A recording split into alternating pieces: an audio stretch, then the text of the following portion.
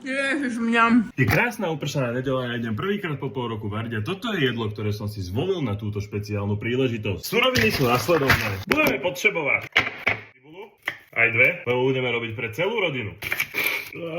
Ty kokos, toto je síla. Síla, zlatá žila, Daniel Landa. Cibule som dal aj na guláš a teraz cesnak, chute Slovenska, napríklad. Hotovo, dobre, to som narazil. Poďte so mnou k ohnu. Slepice, pomôž babka. Drakaris. Zhoreli mi trošku vlasy. Olej extra panenský, olivový. Je len do studených šalátov, páne Bože. Cibulka a cesnak. Kľudne tej cibule dajte menej, ja som ovplyvnený tým, že sme skončili posledný v gulášovej súťaži. Neser ma, idem preč. Budem zlá. Trošku to osolíme. Mojeté mäsko. Ide o mix bravčového a hovedzieho mesa. Tento papier sa potom neje. Občas na to zabúdam.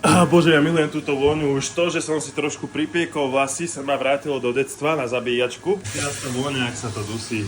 Vy čo viete, viete. Korene čierne mleté. Sušená bazálka. Dáme aj túto moju. No a tu sa musíme vrátiť do minulosti, keďže som omylom stlačil spomalený záber a zabudol som, čo som hovoril. Ale keď sme pri tom, tak som si spomenul, že včera po príchode z československej túr som zistil, že mi nejde televízor Samsung Neo QLED a keď poznáte dobrého opravára, kľudne mi naň dajte kontakt do komentára.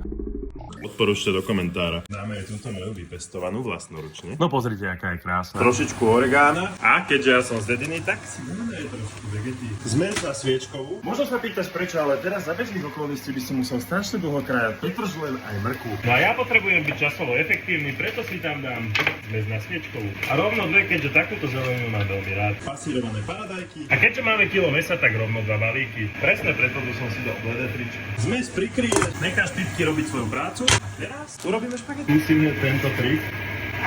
Oho, kúkaj. Ešte trošku vegety. No a máme hotovo. Servírujeme. Nemôže chýbať vyzretý sír, grana padano, alebo parmigiano, alebo pecorino romano, na čo máš chuť. Dobrá taliančina a ideme. Maxík, donesi sme obed. Ahoj, kráčiky. Drakaris. Áno, ty vieš povedať drakaris? Môžeš jesť. Jana, celý hrnec budeš mať dosť? Áno, ale to není fit toto.